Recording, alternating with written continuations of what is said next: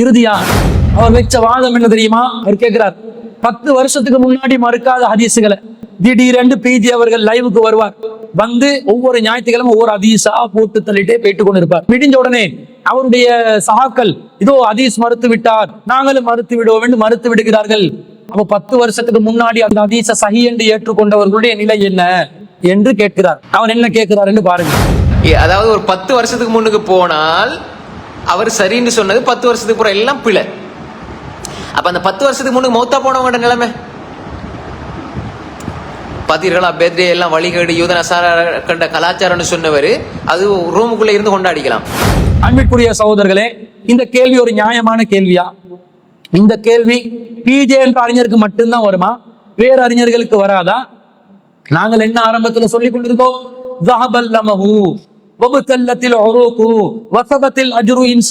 நோன்பு திறக்கும் போது தாகம் தீர்ந்து விட்டது, நரம்புகள் நலைந்து விட்டன, அல்லாஹ் நாடினால் கூலியும் கிடைக்கும். அந்த ஹதீஸ் சஹீஹாக வருகிறது, எனவே இதைத்தான் சொல்ல வேண்டும் என்று சொல்லி வந்தோம்.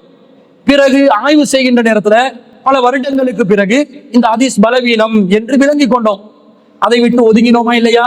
அப்ப அது சஹீஹ் என்று நாங்கள் அறிவித்த காலத்துல யாரெல்லாம் நோன்பு திறக்கும் போது இந்த துஆவை ஓதிக்கொண்டிருந்தார்களோ அவர்கள் பித்அத் செய்து விட்டார்கள் என்றுதான் சொல்லுவோமா?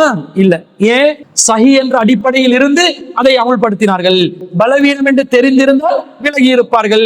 இந்த அடிப்படையில் இருந்து தான் இதை பார்ப்போம். இந்த நிலையை எல்லா இமாம்களுக்கும் எல்லா அறிஞர்களுக்கும் இருக்குதா இல்லையா? இமாம் ஷாஃபி ரஹ்மத்துல்லாஹி அலைஹி அவர்கள், இமாம் அபு ஹனீஃபா ரஹ்மத்துல்லாஹி அலைஹி அவர்கள், இவர்களிடம் கவுலுல் கதீம் கவுலுல் ஜதீத் இல்லையா? எத்தனை ஆயுதம் எடுத்து காட்டலாம். பழைய நிலைப்பாடு, புதிய நிலைப்பாடு. ஏன் சமகால அறிஞர்கள் மத்தியில் இல்லையா? சலப்புகளிடம் இல்லையா? ஹலப்புகளிடம் இல்லையா? எல்லாத்துக்கிட்டையும் இருக்குது. அப்ப பழைய நிலைப்பாடு, புதிய நிலைப்பாடு என்பது எல்லோரிடமும் இருக்கிறது. இதை எப்படி அணுக வேண்டும் என்பதற்கு ஒரு ஹதீஸ் நாங்கள் சஹீஹ் புகாரியிலே 4620வது செய்தியா பார்க்கிறோம். அந்த செய்தியில ஹம்ரு தடை செய்யப்பட்டதாக ஒரு செய்தி அறிவிக்கப்படுகிறது. ஹாதா முனாதி யுனாதி அலா இன்னல் ஹம்ர கது ஹுர்ரிமத். அறிந்து கொள்ளுங்கள், ஒரு அறிவிப்பாளர் அறிவிக்கிறார், ஒரு அறிவிப்பவர் அறிவிக்கிறார், உங்களுக்கு ஹமர் என்பது மதுபானம் என்பது தடை செய்யப்பட்டு விட்டது என்று அறிவிக்கப்பட்ட உடனே சஹாபாக்கள் எல்லாம் அதை என்ன செய்யறாங்க? தெருவில், மதீனா தெருவுகளில் பீப்பாய் கணக்கில் வைத்திருந்த மதுபானங்களை கொட்டி விட்டார்கள். இந்த நேரத்துல சிலர் கேட்கிறார்கள், ஃபகால பஅலுல் கௌம், சிலர் சமூகத்தில் இருந்த சிலர் கேட்கிறார்கள், குத்தில கௌமுன், நம்மில் சிலர் கொலை செய்யப்பட்டிருக்கிறார்கள், வஹிய ஃபீ புதூனிஹிம், அது அவர்களுடைய வயிற்றில் இருந்த நிலையில் கொலை செய்யப்பட்டிருக்கிறார்கள். உஹது போர்க்களத்தில் ஒரு சாரார் ஷஹீத் ஆகுகிறார்கள், ஆனால் அவர்களுடைய வயிற்றில் மதுபானம் இருந்தது என்று நபிகள் நாயகம் ஸல்லல்லாஹு அலைஹி வஸல்லம் அவர்களிடம் இது கேள்வியாக கேட்கப்படுகிறது. அல்லாஹ் இப்ப ஹராம் என்றானே, அப்போ உஹது போர்ல மது அருந்திய நிலையில் சில நபி தோழர்கள் போர் செய்து ஷஹீதானார்களே, அவர்களுடைய நிலை என்ன என்று கேட்ட நேரத்துல ஃபஅன்ஸலல்லாஹு, அல்லாஹ் வசனத்தை இறக்குகிறான், லைஸ அலல்லதீன ஆமனு வ அமிலுஸ் ஸாலிஹாத்தி ஜுனாஹுன் ஃபீமா தஇமு, நம்பிக்கை கொண்டு நல்லறங்கள் செய்தவர்கள் இது தடை செய்யப்படுவதற்கு முன்பதாக அறிந்தியதை அல்லாஹ் தஆலா குற்றம் பிடிக்க மாட்டான், அவர்கள் மீது குற்றம் இல்லை என்ற 5வது அத்தியாயத்துல 93வது வசனத்தை அல்லாஹ் இறக்குறான். அப்போ ஒரு விஷயம் எப்ப குற்றமாகும் என்றா, தவறு என்று தெரிந்த பிறகு அதை அமுல்படுத்தினால்தான். அதற்கு முன்பதாக யாராவது அதை செய்திருந்தால் அதை குற்றம் என்று சொல்லக்கூடாது என்பதுதான் நபிகளாருடைய வழிமுறை. அல்லாஹ் அப்படித்தான் நமக்கு வழிகாட்டுறான். இது கூட தெரியாதா? 10 வருஷத்துக்கு முன்னாடி மருத்துவண்ட நிலையண்டா இது குர்ஆனுக்கு முரண்பட்ட அறிவிப்பாளர் வரிசையில சஹீஹ் ஹதீஸ்க்கு மட்டும்தான் வருமா? ஏன் லைஃப் என்று வரக்கூடிய சனது ரீதியாக பலவீனப்படக்கூடிய செய்திகளுக்கு வராதா? ஒருத்தர் சஹீஹ் என்று இருப்பார், இன்னொருத்தர் லைஃப் என்று இருப்பார். இப்படி இருக்கும்போது சஹீஹ் என்று நினைத்து ஒருத்தர் பின்பற்றுவார், லைஃப் என்று நினைத்து ஒருத்தர் விட்டு இருப்பார். இந்த நிலையில் இந்த பிரச்சனை வருமா இல்லையா? அதை அல்லாஹ் எப்படி பார்ப்பான்? லைஃப் என்று தெரிந்தும் பின்பற்றினியா? இந்த முஃபாரிஸ் ரஸாதி சொன்னாரே, லைலத்துல் கத்ர் துஆ லைஃப் தான், ஆனால் ஓதுங்கள். இந்த நிலையில் சொன்னால் அவர்கள் மீது குற்றம் உண்டு.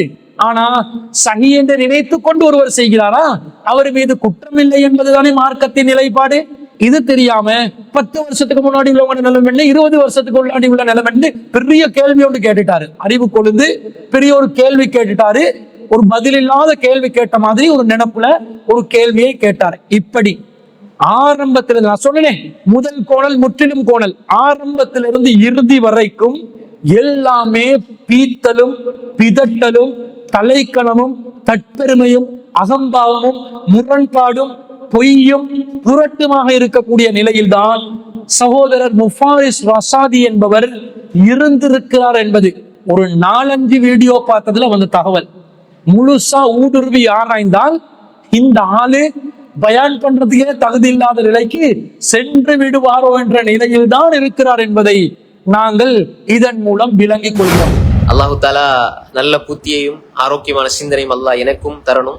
எனவே அன்பிற்குரியவரை, குர்ஆனுக்கு முரண்படும் செய்திகள் விஷயத்தில் அறிஞர் PJ அவர்கள் ஆரம்ப காலத்திலிருந்து சஹாபாக்களால் நல்லறிஞர்களால் முன்வைக்கப்பட்ட அந்த உசூலை இந்த தற்காலத்திலே முன்வைத்து அதை உயிர்ப்பித்து ஆரம்ப கால அறிஞர்களால் முன்வைக்கப்படாத அளவுக்கு சிறந்த தெளிவான விளக்கங்களுடன் அதை நிறுவிக்கொண்டு இருக்கிறார். அதைத்தான் நாங்களும் மக்கள் மன்றத்திலே அழகான முறையில் ஆதாரத்தின் அடிப்படையில் ஏற்று பிரச்சாரம் செய்து வருகிறோம். இதற்கு எதிராக யாரெல்லாம் விமர்சனம் செய்கிறார்களோ அவர்களிடம் வாதம் இல்லை, ஆதாரம் இல்லை, தெளிவு இல்லை, முழுக்க முன்னுக்கு பின் முரண்பாடு, உளறல், அதே போன்று தலைக்கணத்தை தான் நாங்கள் பார்க்கிறோம்.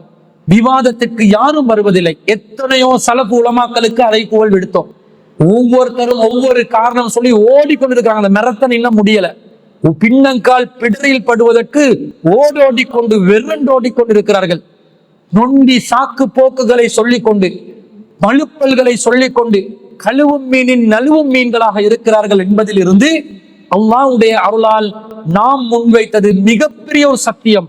இதுதான் சரியான நிலைப்பாடு, இதுதான் சரியான ஒரு கொள்கை விளக்கம் என்பதை இன்னும் 1000 மடங்கு நமக்கு உறுதியாகுகிறது என்பதுதான் இந்த நேற்று முந்தநாத்து வந்து இதை பற்றி பேசிய முஃபாரிஸ் ரசாதி அவர்களுடைய இந்த விவாத ஒப்பந்தம் சம்பந்தப்பட்ட குர்ஆனுக்கு முரண்பாடு சம்பந்தப்பட்ட தலைப்புகளில் நடந்த உரையாடல்களில் இருந்து விளங்குகிறது.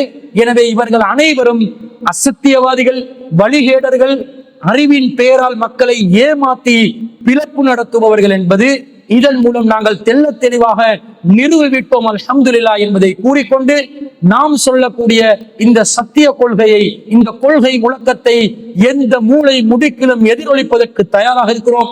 எவருடனும் தரம் பார்க்காமல் விவாதம் செய்வதற்கு தயாராக இருக்கிறோம் என்பதை கூறிக்கொண்டு விடை பெறுகிறேன். வஆகிரு தஅவானா அல்ஹம்துலில்லாஹி ரப்பில் ஆலமீன்.